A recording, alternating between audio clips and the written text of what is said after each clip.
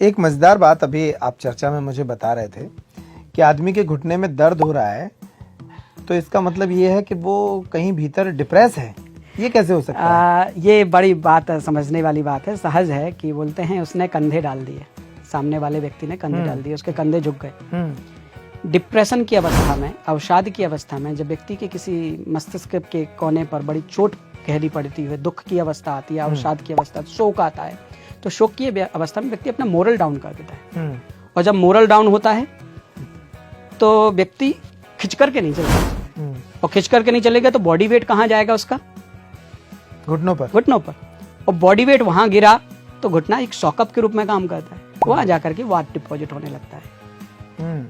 तो वो दर्द का शुरुआत का एग्जैक्ट कारण वहीं से होता है। 90% घुटनों के दर्द को मैं अमूमन देखता हूं तो घुटनों के परसेंट के 90% केसेस ऐसे ही सेडेंट्री लाइफ वाले लोग आते हैं जो कहीं ना कहीं उद्विग्न हैं, उदास हैं, या उनकी गहराई में, उनकी लाइफ में किसी का बेटा खत्म हो गया अर्ली उम्र में, किसी के हस्बैंड खत्म हो गए, किसी की सोसाइटी में कोई ऐसी ट्रेजेडी हुई जो उसकी मेंटल साइकोलॉजी पर इम्पैक्ट डाली। तो ये होता है और ये प्रैक्टिकली सामने मेरे सामने केसेस हैं। और किस तरह के रोग और आप उपचारित करते हैं? मनोकायिक समस्याएं, जिनको हम साइकोसोमैटिक डिसऑर्डर्स बोलते हैं। व्यक्ति को लगता है कि हमें शरीर में दर्द है, लेकिन कई बार दर्द नहीं होता है, वो दर्द का भ्रम होता है।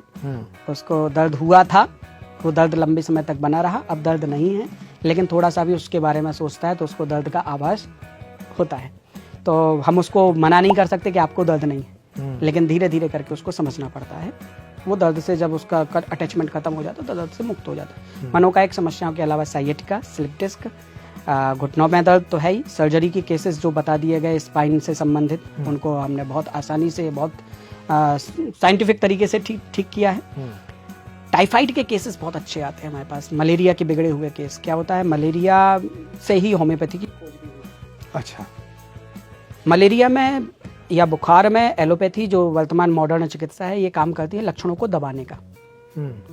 आपको बुखार दिख रहा है, बुखार दिखना नहीं चाहिए, लेकिन बुखार अंदर बना रहे।